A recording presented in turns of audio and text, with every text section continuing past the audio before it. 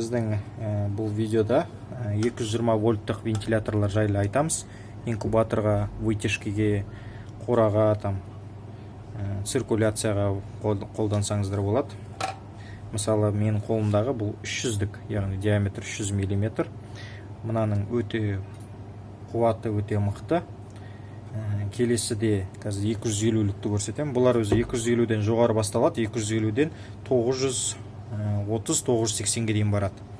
Диаметрлар, яғни 250 мм, 300, 350, 400, 450, 500, 550, 630 сөйтіп кете береді. 750 деген сияқты. Бәрінің подключениесі бірдей. Мен сіздерге қазір көрсетейін біреуін қосып, яғни 250-лікті. Мен қазір мына қолымда ұстап отырған бұл 300-дігі, мынауымыз 250. Қазір 350-лігін көрсетейін сіздерге.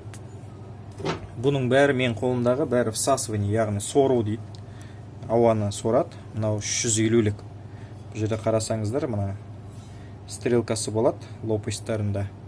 Сол былай қарай айналады. Яғни біздің желді ары қарай сеткаға қарай үрлейді. Және де мына лопастарында балансировкалары бар екен, байқасаңыздар, мына сияқты грузиктары. Осындай болады сеткасы. Мысалы, сеткасын алып тастасаңыздар да болады. Сеткасы шешіледі. Мына блокты да шешіп тастасаңыз болады. Бұл жерде конденсатор, қазір ашып көрсетем. Бұл блокты отдельно алып, егер де инкубаторыңызға сыймай жатқан жағдайда болса, онда мына екі ортаның өзі кәдімгідей размер болады. Соны аласыздар да отдельно басқа жерге орнатып, мына жерден проводты созасыздар. Қазір енді сіздерге 250-лікті қосып көрсетейін.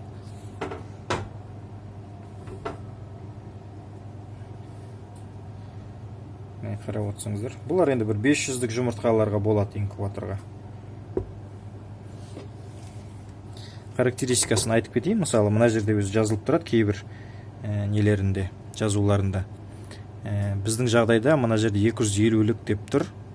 220 вольтқа арналған, 50 гигагерцта жұмыс жасайды. Частотасы 45 ватт, 0,21 ампер, яғни күштілігі, қуаттылығы деп айтса болады, 45 ватт. Обороты 1357 минутына. Конденсатор 2 микрофарад, 450 вольтқа арналған. Защитасы IP44 дейді. Енді ол IP44, IP65 деген интернетте защиталары қандай среда дейді ғой, жәнегі жұмыс жасауға болады деген сияқты ғой. Және де крышкаларын ашсаңыздар, әр вентилятордың артында осында схемасы болады. Мына жерде қарасаңыздар, мысалы blue дейді, бұл көк, red, brown, green, yellow. Яғни red деген ол қызыл, brown, yellow сарысы. Мына жерден көрсеңіздер болады. Мына және біздің айтқан конденсаторымыз.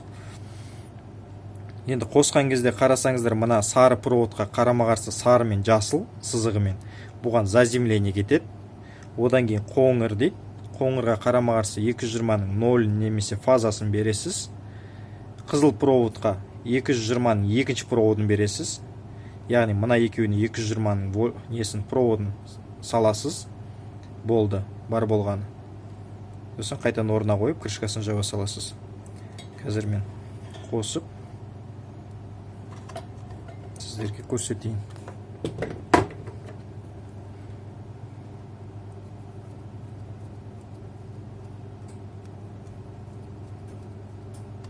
Бұлардың түрлері көп, және айтқандай, мысалы мынауны өзіміздің практикада бір 500-дік жұмыртқаларға болады. Ал енді 500-ден жоғары 700 мыңға дейін болса, онда 300-діктің маломощный да болады, әлсіздеуі, және де екесе мықтылауыры да болады. Ол енді оларды вообще 1000-жарымға қолданса болады. Одан кейін ары қарай кете береді. 350, 400, 500 қоя берсеңіздер болады. Көріп отырғызғандай 220 вольтты мен қоңыр мен қызыл проводқа жалғадым қарама-қарсы бағытына. Мынау бізде сеткаға қарай өрлейді қазір.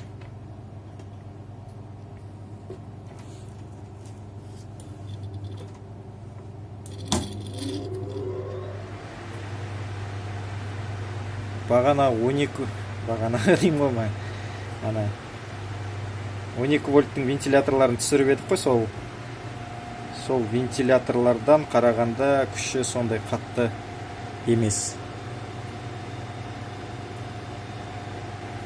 Циркуляцияға былай вытяжкаға қойғанға жақсы.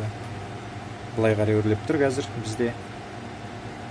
Бұл подшипникпен, мысалы бұның кішкене минустары негізі мына подшипникпен, бұларда металлический болғасын корпусы. Со временем жәнегі шығар кезде инкубаторда 20-19 күндері температураны жұмыртқа өзі выделять еткен кезде ішіндегі эмбрион уже балапан болып развиваться етеді ғой.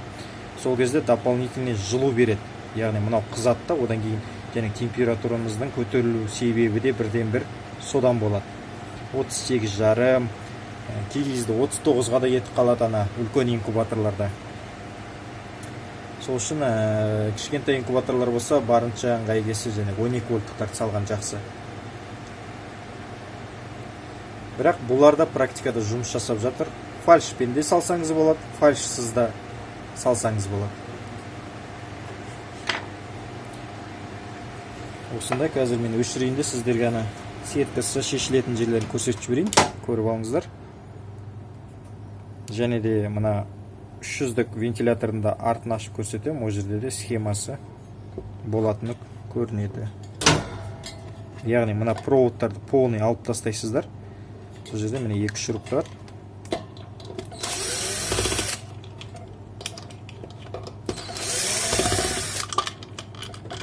Екі шуруп алып тастасаңыздар, міне мына проводтарды отдельно ұзартып жібересіздер, және де сеткасында шешіп тастасаңыз болады.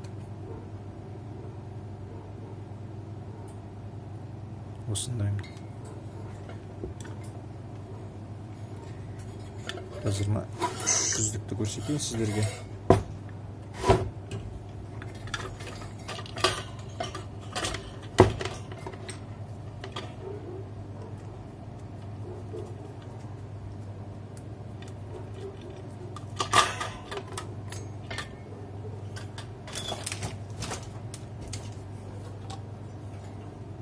Мына 300-дік, бұл енді кішкене және мощный деп айтқаным, бұл 1000-жарымдық жұмыртқаға салсаңыздар болады. Бұның характеристикасын қарасаңыздар, міне 168 ватт, 0,73 ампер, обороты 2592 минутына.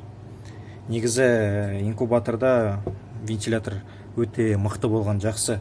Ол ешқашан инкубатордың ішіндегі жұмыртқаны кептіріп тастамайды. Оборот мықты болған сайын ауа алмасымы барлық точкаларында және инкубатордың ішінде өте жақсы жылдамдықпен жүргендіктен ауа бір қалыпты температурада болады. Мысалы үлкен инкубаторларда өз көзім көрді, 40 000 инкубаторларда о жерде двигательдер тұрмайды, двигательдердің бәрі төбесінде тұрады, сырт жағында. И о жерде көбінесе ременмен привод жасайды, сол лопасть арқылы сырт жаққа двигательдің жылу өткен, жылу инкубатордың ішінде бөлінбейді, сырт жақта болады. Сосын кейін ішіне лопастар қояды, дәу-дәу. Сонымен айланады. Мысалы мынаны қарасаңыздар, міне крышкасында тоже сондай бірдей. Түсінікті, NL деп тұр, яғни 0 фаза и заземление, сарысы. Осылай, рахмет көргендеріңізге.